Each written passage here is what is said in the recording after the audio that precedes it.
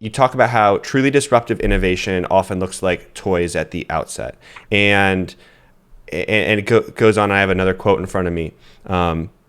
And emerges when groups of smart people get together and collaborate on hobbies they're passionate about. So I'm curious to hear from you, and you might have touched on it already, but what are some things we're seeing today that looks like a toy now that you think will be very disruptive tech in the coming years? Yeah, so I think like NFTs are a good example of this. We are investors in Royal and Sound and sort of like I'll call out Sound. Sound looks like a toy.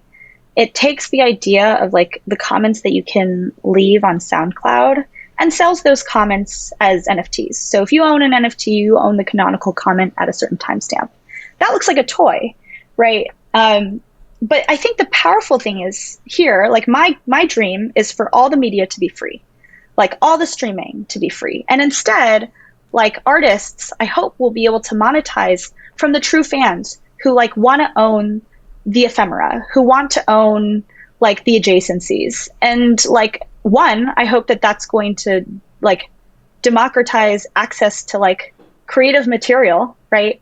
And I think the other thing is I hope that like artists will be able to capture the value under the curve for the different preference levels and the different sort of demand levels for each fan. Like the way it works today is streaming platforms value the attention of every fan the same. You get a linear value capture under the curve, like a linear integral.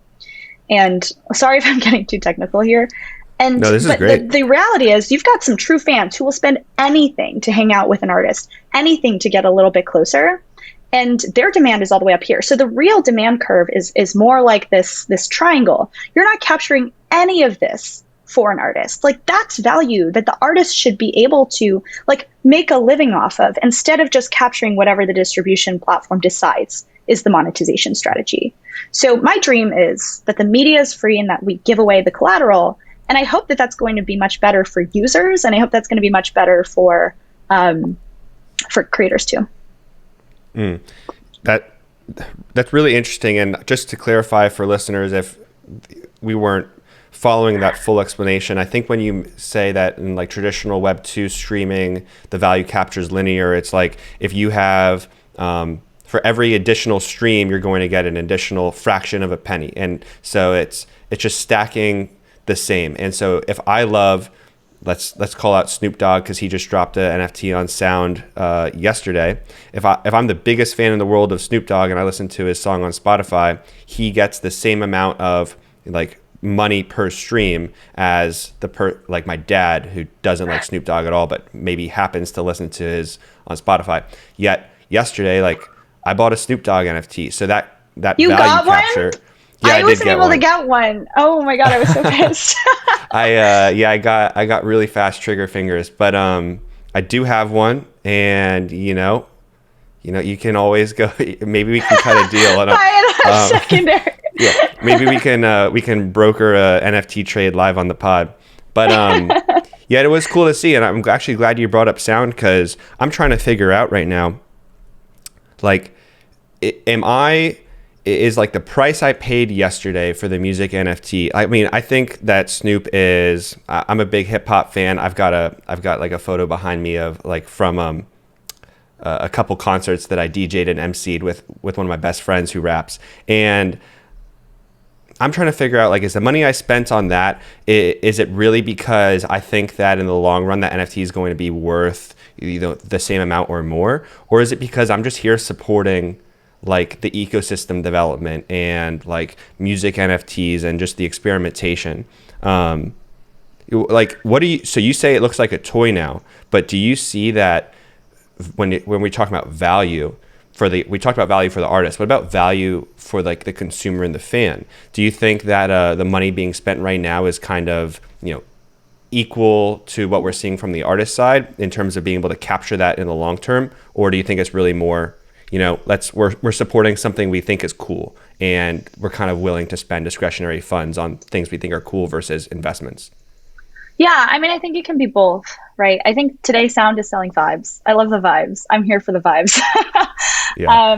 But what I would say is like, imagine if you were the one who discovered Billie Eilish. Billie Eilish was discovered through a small platform called Platoon that was later acquired by Apple because it sort of gained cultural prominence for having discovered Billie Eilish, right? And so I think imagine now that you were the kid who found Billie Eilish's Ocean Eyes or whatever song blew her up to begin with. You bought one of those NFTs because you were interested. You bought it at a super low price. Now people stream Ocean Eyes like millions of times per week, right? And so I think like naturally that NFT is going to be worth more. I also think like there's a causal loop here where if I own a small like under the radar artists NFT. And I am like, I think kids in their bedrooms are going to be like A&R. If I own that NFT, I'm going to shill that song out to all of my friends. I'll be like, listen to this song. This is the greatest song I've ever heard. And then I'm going to go tell my neighbor's dad, who is a music producer, hey, you've got to listen to this thing. Or I'm going to tell my neighbor's dad, who is like, a film producer, you've got to put this in your next film, right? Like, I think that like there's a causal effect where I am passionate about something. I say I want to participate in the financial upside, but like in the same breath, I'm going to try to create value out of that song for others. Yeah, totally. I think that is so cool when you're talking about kids being A&Rs. It's been interesting watching Spotify's algorithm become like the A&R, and then after that, Spotify playlisters kind of holding, because getting your song on playlists on Spotify is such a help for the algorithm boost. Playlisters start becoming A&R, and then in the future, it can be actually the listeners and the fans that can help project an artist's career. That's a trajectory that I'd definitely be here for. You're listening to the Unstoppable Podcast, the go-to place for everyone to learn about the latest innovations in Web3, NFTs, and the decentralized web. Welcome to the metaverse.